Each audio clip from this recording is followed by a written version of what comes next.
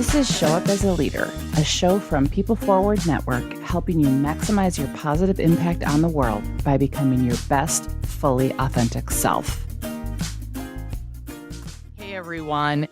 This is kind of a different conversation than what we've had on the show, and I think it's so necessary because while having human workplaces is near and dear to my heart, we can't do that without having thoughtful systems and without having the operations that allow for us to shine and allow for us to thrive. And so as a business owner, I was selfishly excited to have this conversation with Jessica Lackey.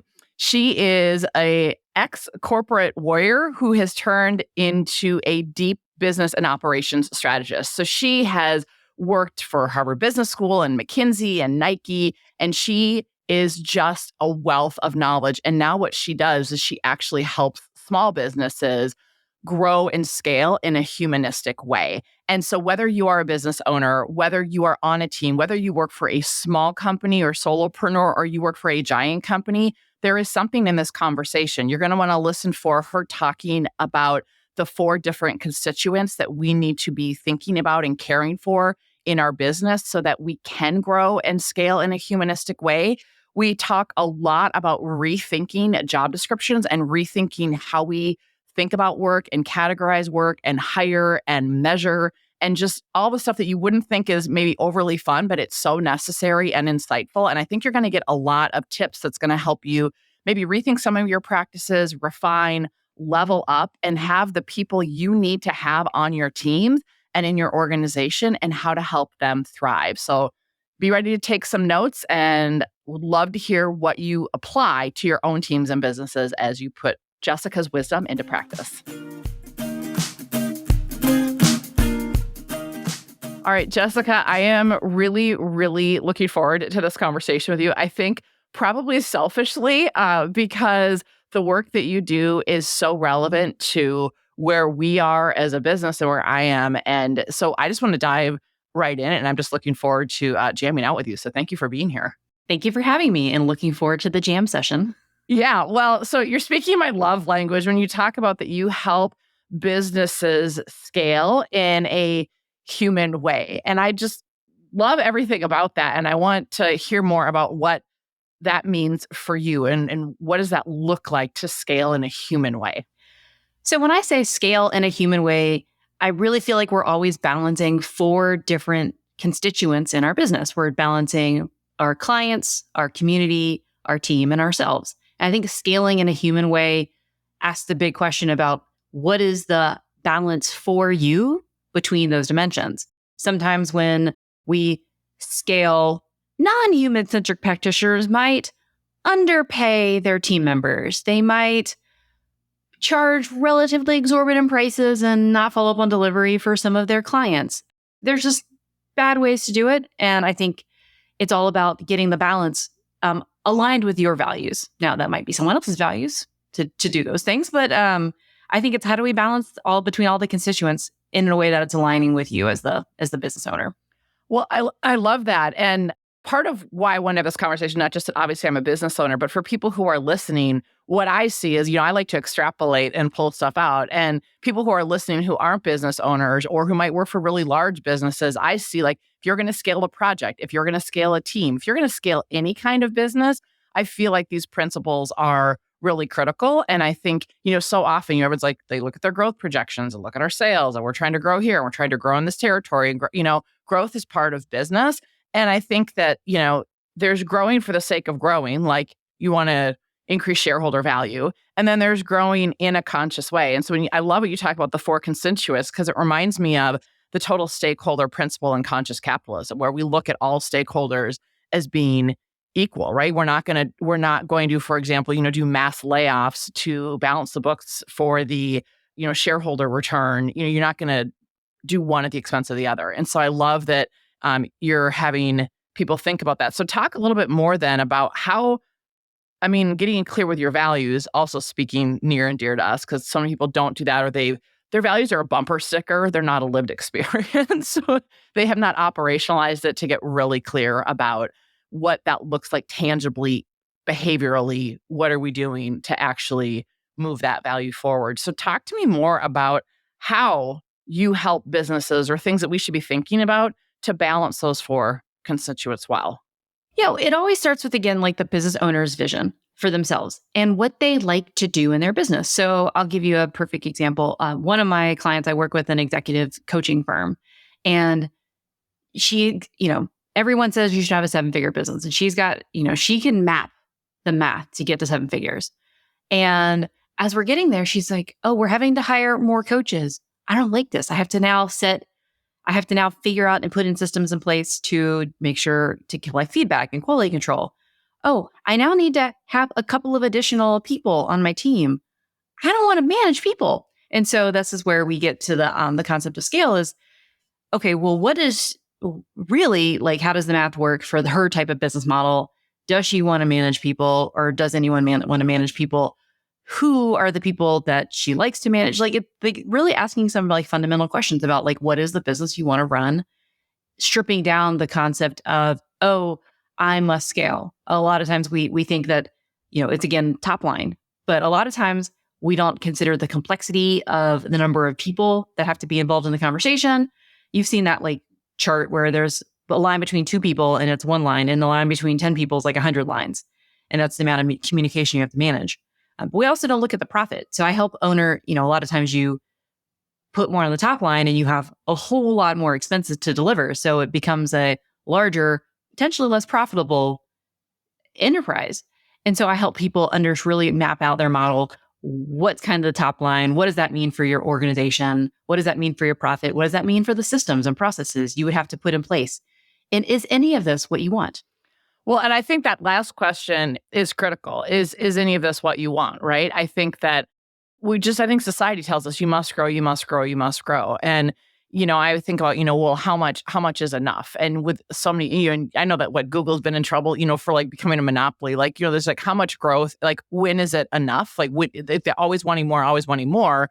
What I think about is, what kind of business do you want? It's going back to us, our purpose. Our purpose is to rehumanize the workplace so people can bring their best selves to work and home each day. And with our core values that we've identified as a business, and then my core values as the business owner, we call that like the lighthouse, getting really clear on both. And it cuts through the fog. It, acts as a really powerful filter. And it really is like, okay, do we take this on? Do we not take this on? What does this mean if we take this on? Can we still be in integrity with our values if we do X, Y, Z? What do we need to be thinking about to be in integrity with our values? Those types of things. And it's more about, okay, can we serve our purpose more? Can we rehumanize more workplaces so fewer people have crappy work experiences, so more people can be fulfilled, so more, and it's like, yes. And to your point, there is a cost to it, back end. Good God, talk about the systems and stuff that you don't think about, like, that you have to have in place for things to work. And I think in other organizations, when people are sitting on teams or they're leading teams and they're not thinking about that, or maybe they're not in those conversations and they're just like, oh, we just need to add headcount, which I like calling it heart count, right? So we just need to add people. We need people. We're understaffed. And it's like, well, you just keep adding on more, but are you doing the right things? Like maybe you do need more people, not saying you don't, but so often we just are doing stuff. And it's like, is that like, we've decided to sunset some programs that were like, they serve their place. And you know what? I'm done. Like, it doesn't light me up anymore. It's served our business purpose for a while, but when you look at time and energy, it's like, do I really want to spend all the time there versus here? I don't think so. So I don't know. My head is swirling. So I think it's good. It's really interesting. So one of my, I work again as a fractional COO advisor to businesses that are not what I would call traditionally scalable, in the sense of you're selling expertise or you're selling something that is not like a SaaS platform or a products-based business. Because I think that quality control becomes really important, and like integrity and like being, when you've sold yourself as the product, how do you scale beyond people? One of my longest time clients had been battling for years on this like to raise funding, to not raise funding question. And they were wanted to bootstrap the whole way. And on the one hand, that austerity for most of their trajectory was really good because they couldn't just spend money. They couldn't hire people. They couldn't spend their way to product market fit. They had to have the conversations, see which customers wanted, and really kind of get clear on the value proposition while being profitable. Now, there became a time when, in order to make the next leap, they needed to get funding because there are some technology players. They were starting to hit some real barriers where it's not a long-term need to be venture-backed funded. We don't need to hire tens and thousands of people. We need a short-term revenue bridge to like make some critical investments to go to the next level. And some of those were heart counts, as you say, some people. But then it became really very clear, who do we need to hire? Why? What role would they play? How they fit in? What are their metrics? What's reasonable to expect? And some of those technology investments that's scale and like funding for a reason. Like there was not, we're just going to throw money at this thing and like spend our way. I mean, we saw what happened to Blue Apron, that meal kit delivery box where they were spending money on customer acquisition and losing money on every new customer they got, and so they scaled up and then, their IPO kind of didn't go the right way. But I think that's really important to understand the purpose behind why we're doing what we're doing. There are some businesses where scale's required to cover your fixed costs, right? Like that's part of the building blocks of the company. Like it doesn't make sense if you're not able to cover some basics of the business. But I think it's so important to just really tap into the values and be intentional. It's your point, like it's not growth for growth's sake. It's what investments do we need to make? Why are we growing? How is this impacting the service we're delivering to our customers and clients? And are we as business owners able to metabolize and integrate all of that change? Because every time you add people, add systems, add products, add technology, that just adds another level of complexity. Too much complexity all at once can make your head spin around and as you're trying to figure out what the hell's going on. Oh, yeah, it could definitely make your head spin. Well, and again, thinking about, for us, we've definitely been there and, having to figure out, oh my gosh, like we need standard operating procedures and we need this and we need job descriptions and like, all the different things. And now you got to think about, okay, how do we meet and where do we do one-on-ones and where do we do team meetings? And you just, it's all of that stuff. And so I think, for people who are listening again, who are not business owners, but maybe you lead a team or, in an organization or whatnot, I think that there's similar stuff because before you go and make a business case of filling a position or even like when there's open positions, rather than just, this person left, we're going to fill it. I think it's such a great opportunity to look at what is that role? And it's not just the role, but are we maximizing the best out of our people? Because we all know that we're beyond a job description. And half the time people are like, I don't even know what's in my job description. This is what I actually do. And so I think thinking about, are we creating opportunities to leverage the best out of the talent we have and not limit them by a job description, but also being really thoughtful about, not is this work needed, but does it need to look different? And maybe we need a different type of role than just automatically backfilling whatever we had. So I know that speaking of job descriptions, because they're like a universal thing, whether like them or not. And I think part of this, when you think about systems, is rethinking how we even go about job descriptions. So talk to me about how you tell businesses and tell your clients how we should approach looking at those job descriptions and looking at positions. Yeah. So I think the two things that we typically see that the job description is a list of tasks, which I'm not a huge fan of. I think three things are missing when we look at a traditional job description. One, what level are we hiring for in the organization? Take title out of it. Are we looking for a doer, of someone who's going to execute systems that have already been put in place? Are we looking for a builder, someone who will, I would say, build the spec related to your systems? Are you looking for a leader and a manager, someone who can lead others in doing this work? Or are you looking for a little bit more of a visionary, someone who's going to see problems that you don't even see, come up with solutions on their own, and like recommend them to you? And I think too often we sometimes in the small business world, we sometimes hire doers when we need really leaders. We need people who are going to rise up to where you are in the organization and see problems and solve them for you. Now, they still could be like a virtual assistant who has that kind of like capability. But a lot of times at startups, you see the reverse. You hire people that only know how to manage others and don't know how to get their hands dirty. And so we're hiring for the wrong role, and that can like evolve over time.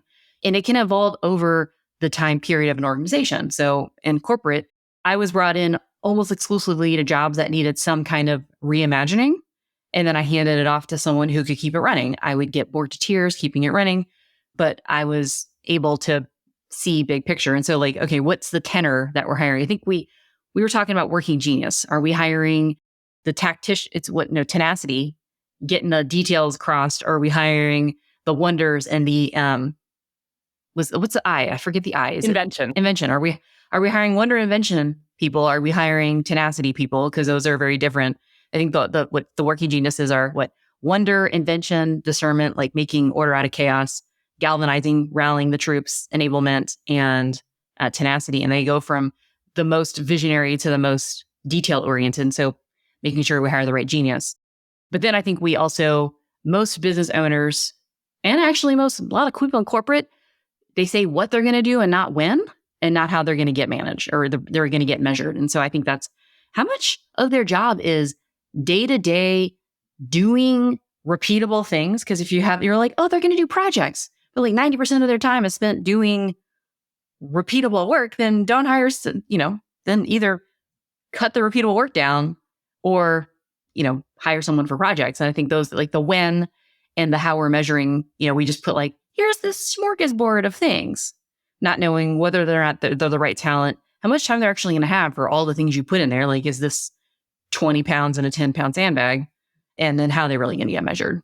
I love all that. Yeah. And as you were talking, for people who are listening, if you're not familiar with the 6 type of working genius, it's the latest assessment from Pat Lencioni and the Table Group. And we've been using it, since it came out, because we were part of his Consultant Practitioner Alliance and got trained in it. And I will tell you, it has been a huge game changer. I mean, I will say on an individual level, I at the time had my husband go through, because he was kind of miserable in his job. And I actually had him go through his job description. And I said, okay, go through and just label, like using the widget, right? Wonder event, go through and label which genius you think these are in. And he went through, and I've done this with many clients as well, when they're trying to figure out like a career shift or what they want to do. Similar thing. I have them take the working genius and we find out, what their geniuses are. So 2 of them are your geniuses, 2 of them are your competencies, and 2 of them are your working frustrations. And then have them go through either their job description or go through like bucket their work. Like, okay, what are the big types of things that you're responsible for? And now label them or categorize them by what genius they are. And what was so fascinating, and this has happened multiple times, but started with my husband, which was the eye opener, is almost everything in his job description was in his working frustration. And so then we were like, no wonder why you're miserable. So then we were like, okay, so if you were going to rewrite your job description, so actually at the time that organization said they were going to give him an opportunity to reimagine his job. And so we said, okay, if it was going to be in your geniuses, what are the types of things? What does that look like? And even what are the words that you should be looking at in job postings? Like, what are the words that you should be using, et cetera? And what's been fascinating is like, I led a team at another organization and we did that. I mean, it was an existing team, but it also helped to go, oh, this person is out of their genius too much, or this person, and we use it on our team, and that along with the YOS discovery. And it's super helpful because you recognize like, this is what fulfills people who have these geniuses. This is what crushes them. Maybe, yes, there is some work that we all have to do in our frustrations, but can we minimize it because it's going to suck that person under? I was coaching the CEO of a tech company that was getting ready to file for IPO and, on a goal for $1 billion, to be $1 billion company. And he had built this thing from the ground up. And his genius is, not surprising, were wonder and invention. Well, when you're a visionary building like that, right?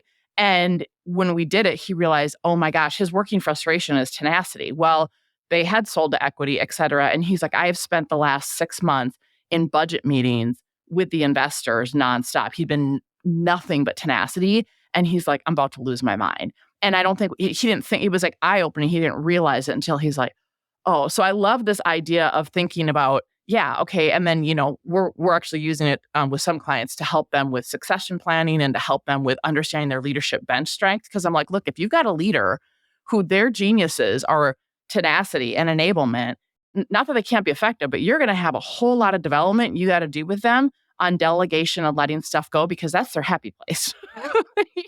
You know what I mean? And it's like, are you trying to do a square peg in a round hole? So I love, so if people were going to like reimagine their job descriptions, are there other things besides working genius? And certainly people listening can call and we can, do that for them. But other things that they could think about if they don't have the working genius, conceptually, how do they start bucketing work, or how do they start thinking about a more effective way of how we go about serving the organization's purpose and serving growth in a human way? Yeah. I mean, I think it really is, it's looking at kind of this for the function or the role you're hiring for. Is this in build, run, or scale? I think it's from like a lean manufacturing perspective, there might be, you've got to get it under control, which means you are developing things from scratch. Some people love developing things from scratch and seeing problems and putting, that's their happy place. Then there's taking what's built and making it better. So, okay, does it work under stress? And then there's just doing the job, repeating it, following instructions, looking for rules, kind of keeping it in tolerance. And a lot of times, like in organizations, everyone's like, oh, I want A players. I want A players. I'm like, if your organization was filled with A players, you're missing the people who don't mind doing the same things over and over again. Sometimes those are A players as well. Everyone in the organization is gunning for promotion. Everyone in your organization is like, no, I need to change roles every 2 to 3 years in order to kind of be seen as marketable in the job market. You're missing out on like the long, rewarding the people that want to get good at their craft, love doing what they're doing, love the expertise that they've gotten from being a practitioner for multiple years in the same discipline. So how can we, one, look at what your organization needs, but then two, reward different types of expertise? Not all expertise has to be doing something new, being tolerant, being able, to like drive a new thing forward. Sometimes you need your rocks. You need the people that are your steady eddies holding down the fort. And a lot of times in organizations and small businesses, we're like, oh, we want people that will get their hands in everything and like always be focused for change. I'm like, well, sometimes you want people that actually stay in their lane and make sure that like stuff gets done that's supposed to besides getting distracted by something shiny.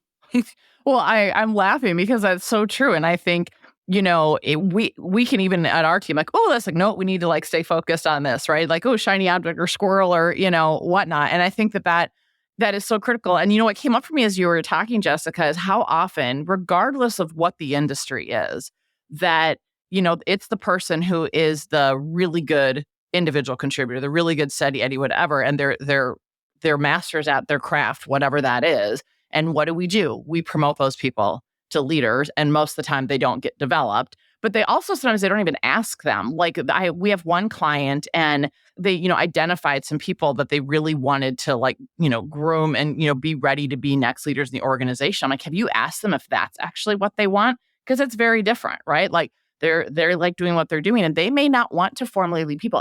Just because you see potential in them, there's still a role for them in this organization. You need to be having that conversation with them. And that if there's a way for them to grow and expand, and it's not always moving up and taking on more responsibility, because as we all know, leadership is not for everybody. It's a lot harder than people think. And not everyone is cut out to lead other people. They might be cut out to lead projects. They might be cut out to lead programs, take the lead on systems, those types of things, but maybe they don't want to lead other people. And I think sometimes we don't even ask people, is this something you want? They either think they have to do that, and then they get in that role and they're like, oh my gosh, I hate frickin' leading people and I'm miserable or I suck at it or whatever. Or they think that's the only path for them. And it's unfortunate because we do need all types of people on teams and in organizations to be effective. There isn't one type that's better than the other. It's like, it's like a puzzle, right? How do we all have our piece? And I think that's such a critical thing that we don't look at often enough.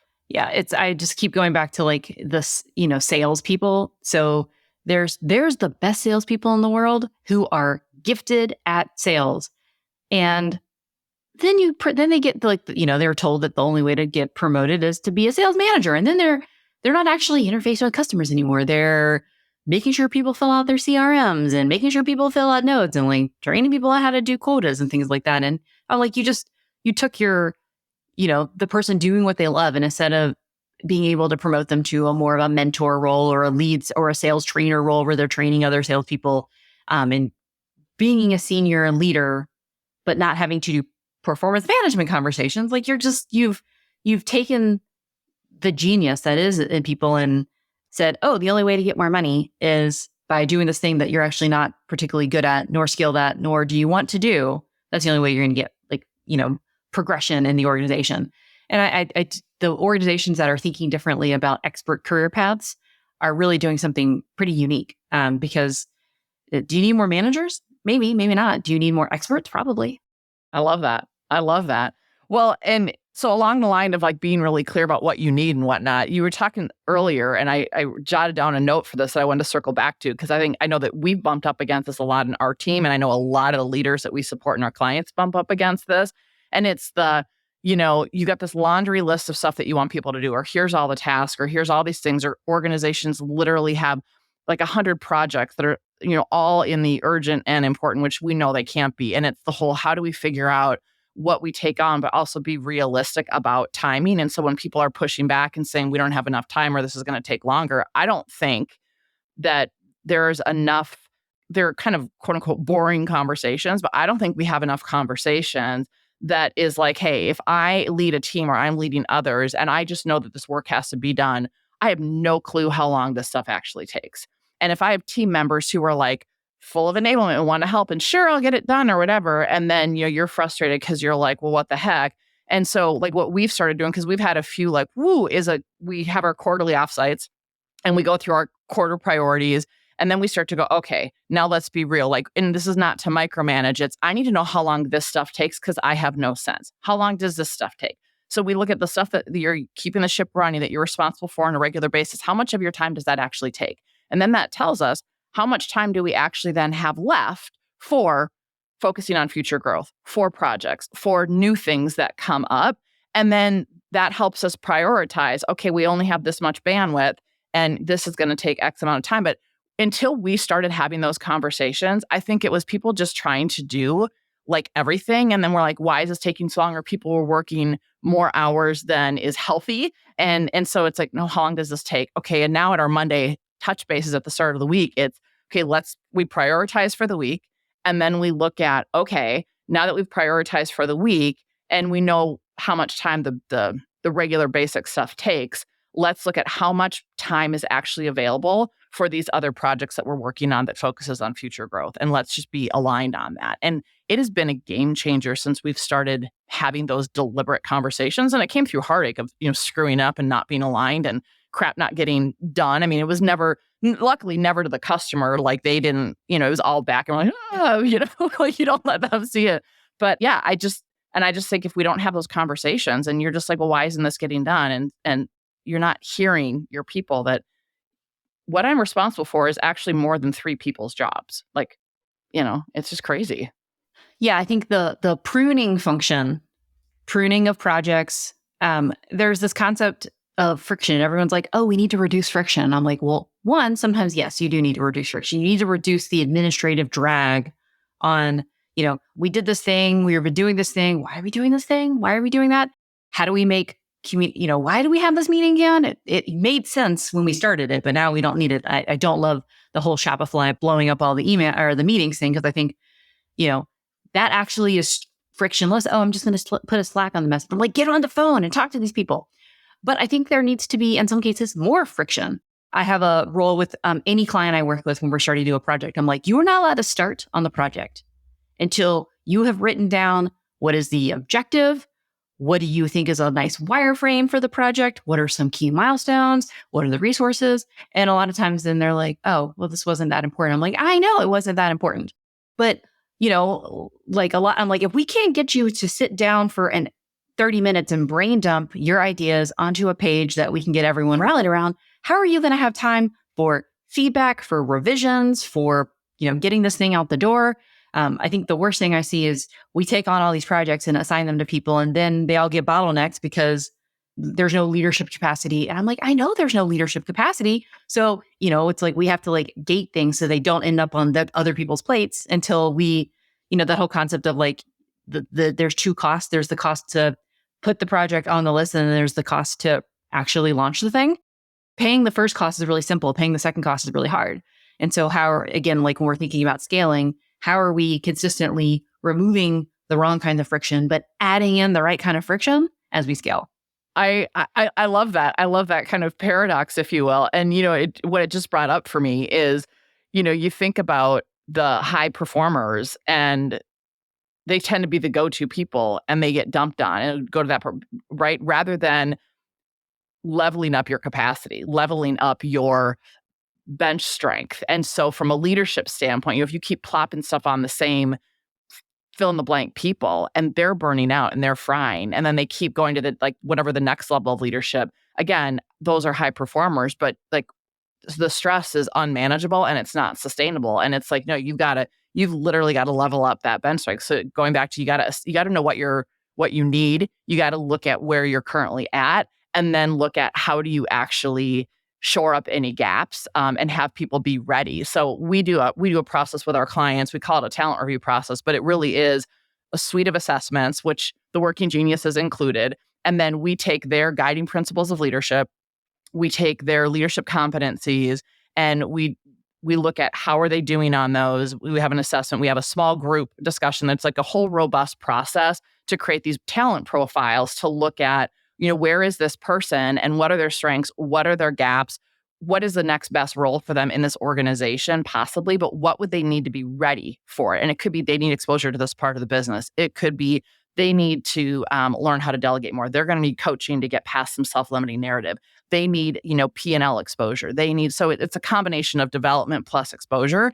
And when they start doing that and understand who do we have, it's like, oh, okay. So I'm like, so if you're going to scale and you have succession planning and you have whatever, and you don't know what you're starting with and you don't know what it's going to take to upskill them. So when we do that, then they can plan for the next year and go, okay, we need to develop these people. We need to do this. We need to assess some more people.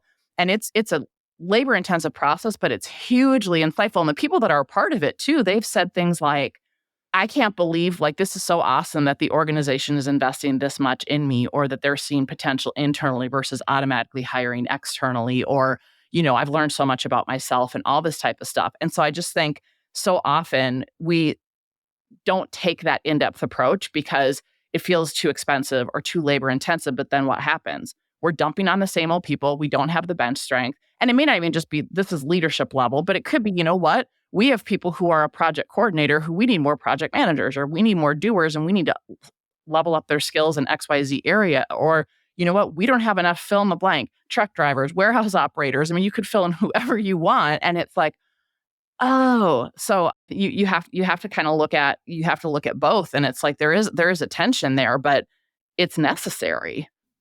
Yeah. And I think that's one of the things I like working with small businesses on, is because I came from big corporate. So I worked at Nike, I had my talent map, and I literally, there's things that I didn't like about working for a giant company where I'm like, I'm doing 3 jobs, y'all. And I'm like, I know how much money you're spending on other things, but like SG&A was a particular line item. But they gave you a map. They literally said, you need global experience, you need geo experience, there were a couple of key jobs that were required to kind of get promoted. You had to go through you had to have this type of experience. You need to have P&L exposure, you needed to have category exposure, and, you needed to have X, Y, and Z. You needed to have people leadership. And that was like to become an executive. And they told you. And I'm like, you know what? I can craft my career path on that. If I want to be in that seat, I have a clear expectation of what I need to do to get there, or at least the jobs I need to have. And so, in small businesses, how do we take those same types of leadership competencies and job descriptions and performance management policies are the wrong way, but like Nike, they had a form where I fill out my goals, and I had development, not just like job description, but I had personal development. My boss cared about how I was being developed as in context to what I wanted to do. If I wanted to be a senior leader, he would help me put together the development plan. If I wanted to be an expert at what I was doing, they would put together the development plan. But if you never worked in corporate, you may not even know those tools exist. And so how can I help the business owners that I work with take some of these practices used by companies that are not always the most like human centric, but how do we put them in place to make small businesses more effective and better leaders, because there's slightly more structure to how we think about it versus just managing from the hip?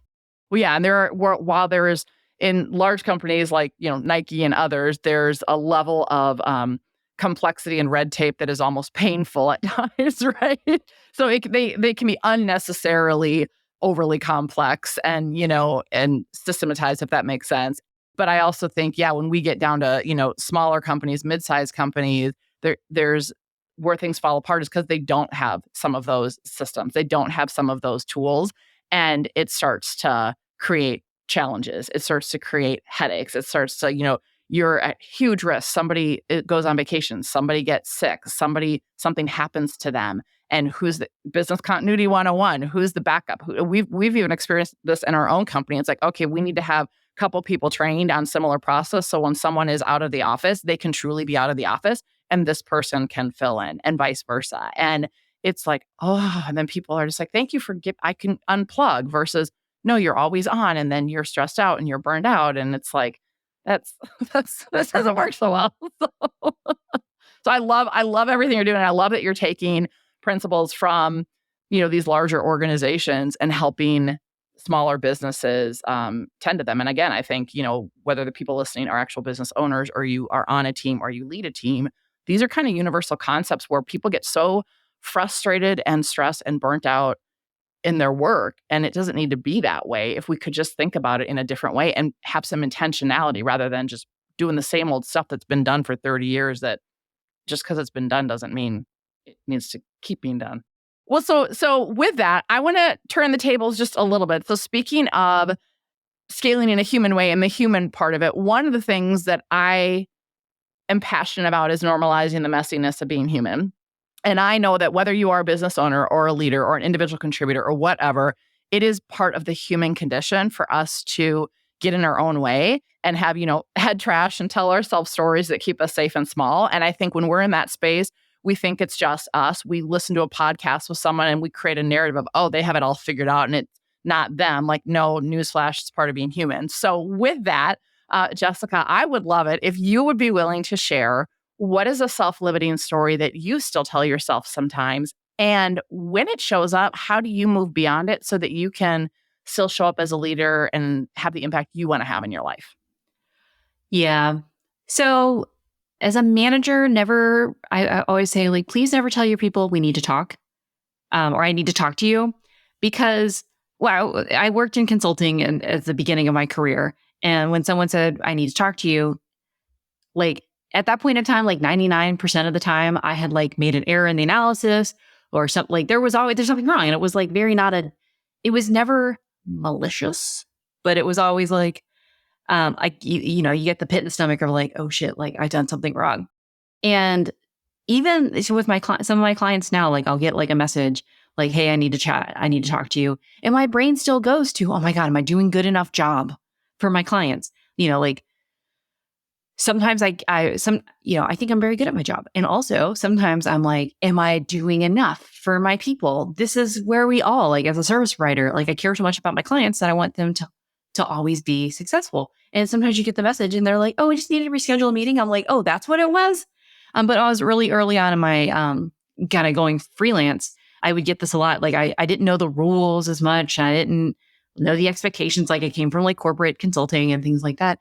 And so sometimes I'd get these like messages. I'm like, are they going to renew with me? Am I doing a good job? Are they satisfied?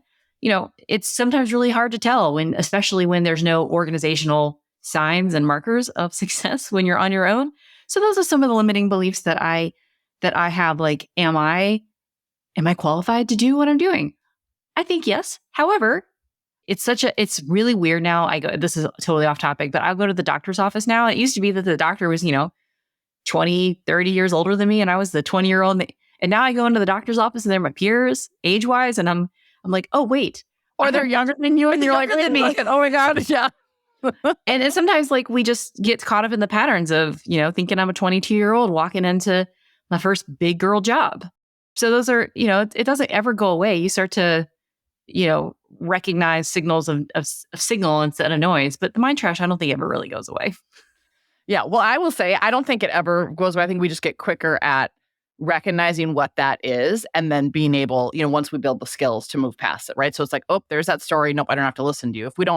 If we just run away with it and believe it, right? So I'm with you. Like it doesn't go away, but we get more skilled at identifying it quicker and not getting hijacked by it or be able to get unhijacked quicker, I would say. And I'm laughing when you're talking about, we need to talk because we talk about this when we're doing workshops on listening and stuff. It's not just for leaders.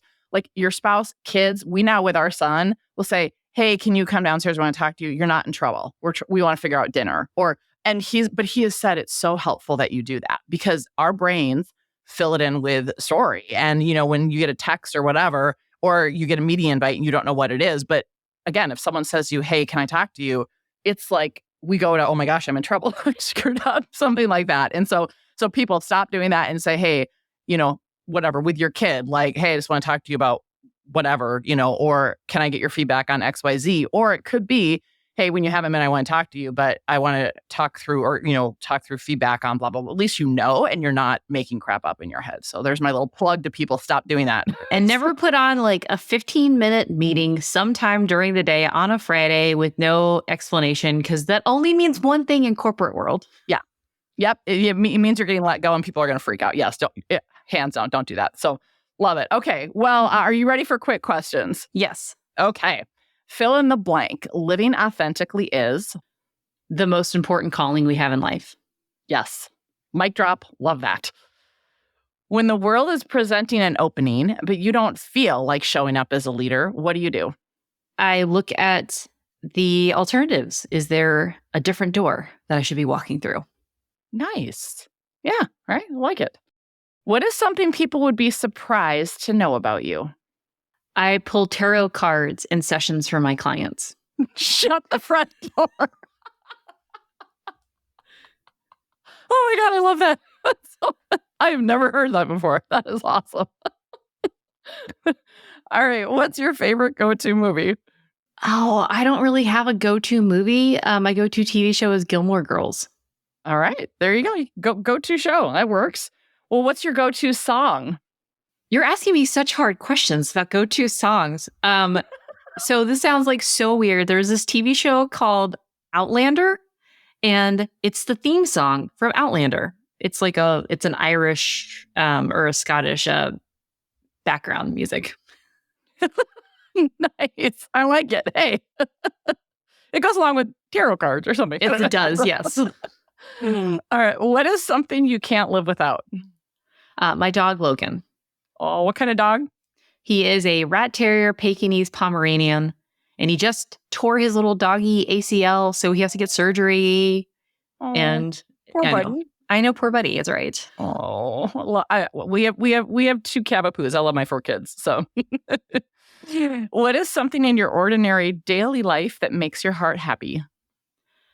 Well, it's my dog's playtime outside with his neighborhood. The other neighborhood dogs. It's like, I don't have children, so it's watching my dog run around. I can't do that for 16 weeks, but running around with his other doggy friends chasing the ball. Oh, I love that. And what are you grateful for right now? So my husband and I are going to Europe we got married during COVID. We never had a real honeymoon because I was trying to get my business off the ground and, life. And we're going.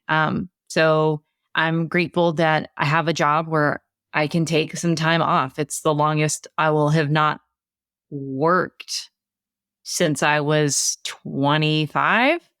And I'm really grateful that I have the flexibility to be able to do that. Even though I don't have a team, I'm just like restructured my work. So front load it and back load it. Nice. I love that for you. That's fantastic. All right, Jessica, closing question. If you could challenge leaders everywhere to practice this one behavior that would create more human workplaces and equip everyone to show up as a leader, what would that be? It would be have harder conversations, even though they make you personally really uncomfortable. I don't think we have enough hard conversations filled with radical candor, not like the jackassy type of I'm just going to tell you the truth, but like real care and compassion and kindness, but clarity. I don't think we have that enough with the people in our team members, especially when we're small businesses and we maybe didn't get training on how to do that.